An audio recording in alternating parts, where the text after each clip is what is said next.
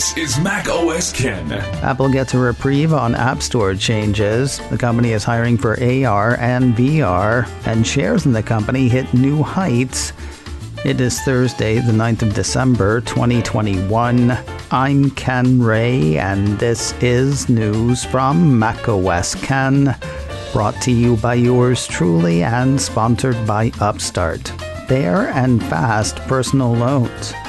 Learn more and check your rate at upstart.com/macOSCan. This show is also sponsored by Ladder, smart, dynamic term life insurance. There is so much you want to do for your family, and there's no doubt you can, provided nothing goes wrong. But if something does go wrong, who's providing? You don't want to leave your kids or your partner with financial issues that you're not there to help with.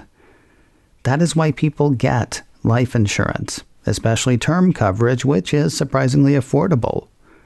Why not pay a bit each month to protect the ones you love? If you're considering it, choose Ladder. When you go through Ladder, everything happens online. No doctors, no needles, and no paperwork when you apply for $3 million in coverage or less. That said, if you do want to talk to somebody, Ladder has a team of licensed agents who don't work on commission.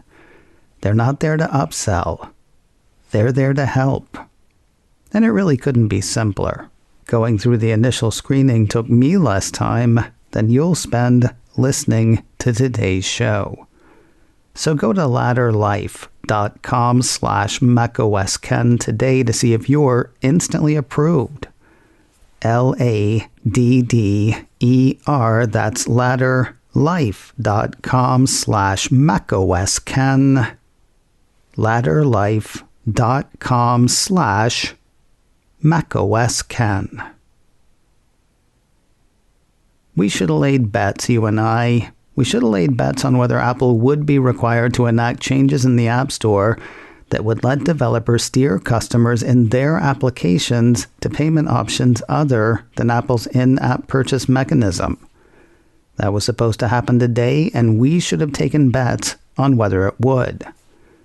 I say we should have laid bets not because I think I'd have won, but because it would have forced me to decide what I thought was going to happen. I am both surprised by the decision from the Court of Appeals and not surprised at all. The decision went Apple's way, according to a piece from Mac Rumors. I know you remember the story. The piece says the judge in the ongoing Epic v. Apple lawsuit had ordered Apple to allow developers to provide customers with alternatives to in-app purchases within their apps, and she gave the Cupertino company until the 9th of December to implement the changes. Apple asked for a stay, which she denied, and after that denial, Apple kicked the request up to the Ninth Circuit Court of Appeals. That court seems to have found it appealing. The report says the court has stayed the enforcement of the injunction until it is able to fully hear the case, which could take several months. While the court considers Apple's appeal, Apple will be able to operate the App Store as is. Despite the Epic fight, other fights, and the ever-present specter of increased regulation, 2021 was a blowout year for app stores in general, and Apple's in particular. 9to5Mac has new numbers from Sensor Tower that show significant growth for spending on apps, with a significant portion of that going Apple's way.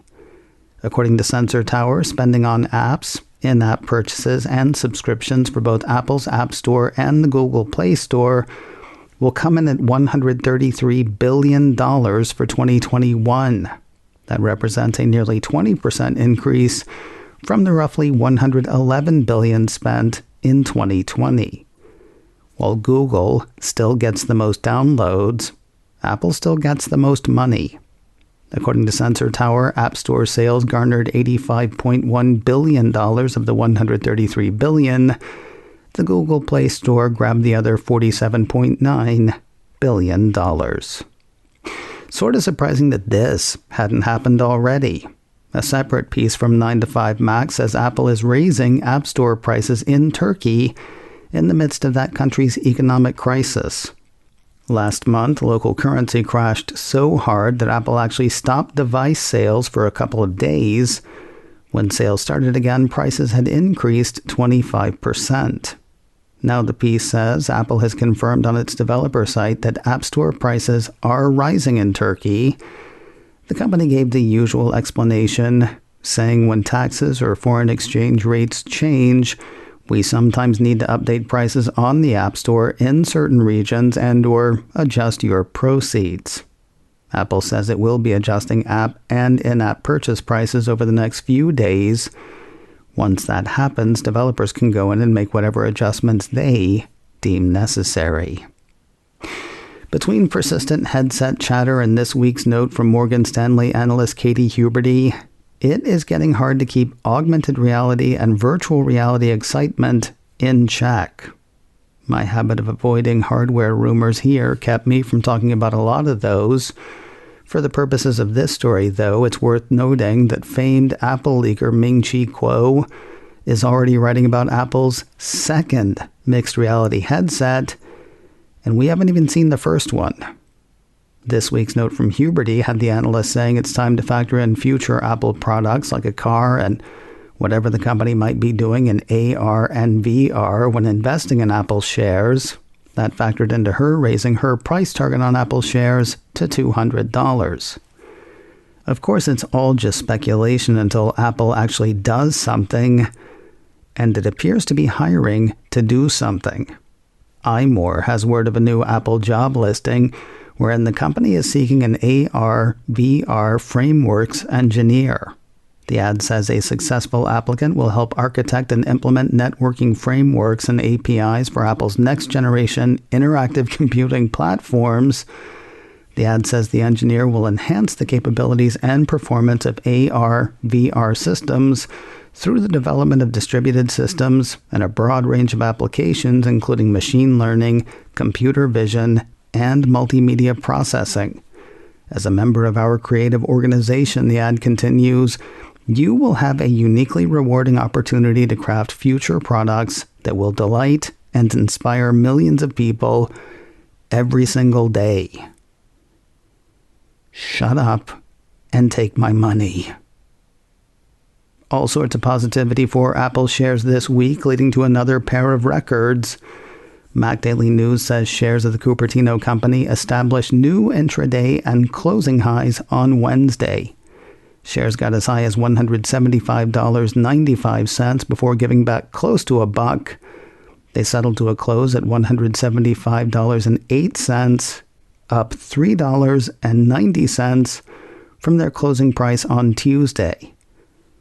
I saw a mention or two earlier this week that said Apple was on its way to being the world's first publicly traded company with a market cap of $3 trillion. Not hard to see from here. Mac Daily News says yesterday's close left the company with a market valuation of $2.87 trillion. The Apple and China story I teased on Wednesday seems to have blown off the front page already. Cult of Mac highlights a report from The Information, which looks bad for both Apple and the Chinese government. With relations between the two looking shaky back in 2016, the piece says Apple executives were scrambling to salvage the company's relationship with Chinese officials who believed the company wasn't contributing enough to the local economy, reports The Information. As a result of the government crackdown and the bad publicity that came with it, iPhone sales in China plummeted. So, Apple CEO Tim Cook struck a deal with authorities in which he pledged billions in Apple cash, according to leaked documents. That's $275 billion over 5 years, according to the report. The piece goes on to say the agreement is said to promise support that includes training of high-quality Chinese talents, advanced manufacturing technologies, new retail stores, research and development facilities, and renewable energy projects. Cook also vowed that Apple would purchase more product components from Chinese suppliers, collaborate with local universities, sign deals with Chinese software firms, and invest in Chinese companies. More news in a moment. But first, a word from Upstart. Fair and fast personal loans. If you dread looking at your credit card statements, you're not the only one. The weight of debt can feel crushing, but Upstart can help you get out from under it. Whether it's paying off credit cards, consolidating high-interest debt, or funding personal expenses, over 1 million people have used Upstart to get a simple, fixed monthly payment with a clear payoff date. Upstart looks at more than just your credit score, factoring in income and current employment. You can check your rate without impacting your credit score in minutes for loans between $1,000 to $50,000, and you can receive funds as fast as 1 business day after accepting your loan. Find out how Upstart can lower your monthly payments today when you go to upstart.com/macOSken. UPSTART, that's upstart.com/macOSken. Don't forget to use my URL to let them know I sent you. Loan amounts will be determined based on your credit, income, and certain other information provided in your loan application. Upstart.com/macOSken. One of the fun/convenient features announced for iOS 15 and watchOS 8 has finally started rolling out. Engadget says 6 Hyatt hotels in the U.S. have activated digital hotel keys for iPhone and Apple Watch. As you might expect, the piece says, it allows you to store a digital version of your hotel key card in Apple Wallet. According to the report, users can add keys to Apple Wallet as soon as they make their reservations. They still have to check in at the front desk, but once that's done, it should be pretty frictionless. Engadget says the digital key cards support Apple Wallet's Express Mode feature, which means you don't need to authenticate your identity with Face ID or Touch ID every time you want to use the feature. Sounds like you should just be able to walk right into your room, which is kind of awesome. For 6 hotels. Well, it's 6 for now. Hyatt plans to expand the feature globally, according to the report. News of a feature tied specifically to upcoming iOS and watchOS updates. Mac Rumors says the release candidates of iOS 15.2 and watchOS 8.3 seeded to developers this week activate ECG functionality for Apple Watch users in China. One could argue this has been a long time coming. ECG has been a thing Apple Watch could do since Series 4, and here some of us are sporting Series 7. Before the feature launches in countries, Mac Rumors explains, Apple must retain regulatory approval from the country's respective and appropriate authorities. HomePod may have a new home in the Netherlands soon. iMore highlights a report from iCulture out of the Netherlands, pointing out a new language for the whole HomePod thing. According to the site, the iOS 15.2 beta and associated HomePod beta added Dutch HomePod support to Apple's smarter-than-the-average speaker. Kind of strange, since HomePod has never sold there and HomePod Mini hasn't yet sold there. As iMore points out, there seems to be little reason for Apple to add Dutch support if it doesn't intend to launch a HomePod Mini in the Netherlands, though no such plan has been announced. Apple's giving customers a second chance to get AppleCare Plus. Mac Rumors has word of the insult to injury sounding offer. Basically, if you damage your Mac or iPhone, don't have AppleCare Plus, and take your device to Apple to get it repaired, Apple will offer you a second chance to buy AppleCare Plus. Sounds generous, right? Well, hold on. The piece says the offer is only good on devices that are less than a year old. Also, the offer will only be made after you've paid full price for whatever repair brought you into the store in the first place. It's not the worst offer ever, though it does feel a bit like kicking a person when they're down. Anyway, it's an offer that's out there. MacRumors says the policy is in effect at Apple Store and Apple authorized service provider locations in all countries and regions where AppleCare Plus is available. And finally today, how long does it take to survive or fend off an alien invasion? At least 2 seasons of television, it seems. Apple TV Plus issued a press release Wednesday saying it's renewed the globe-spanning series Invasion. Set across multiple continents, the release says Invasion follows an alien invasion through different perspectives around the world. News of a second season comes just as Season 1 draws to a close. The finale for the first season of Invasion debuts tomorrow, Friday the 10th of December, on Apple TV+.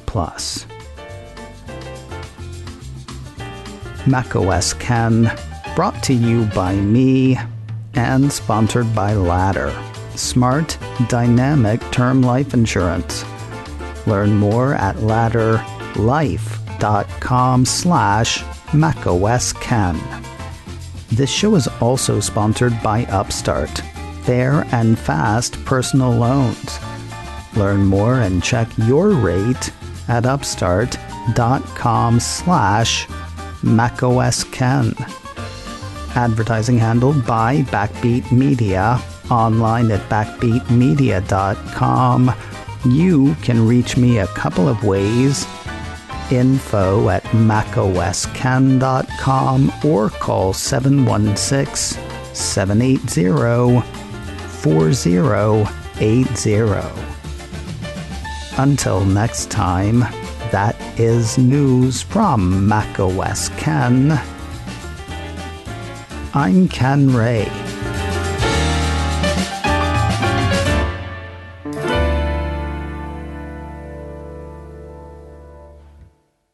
Ciao.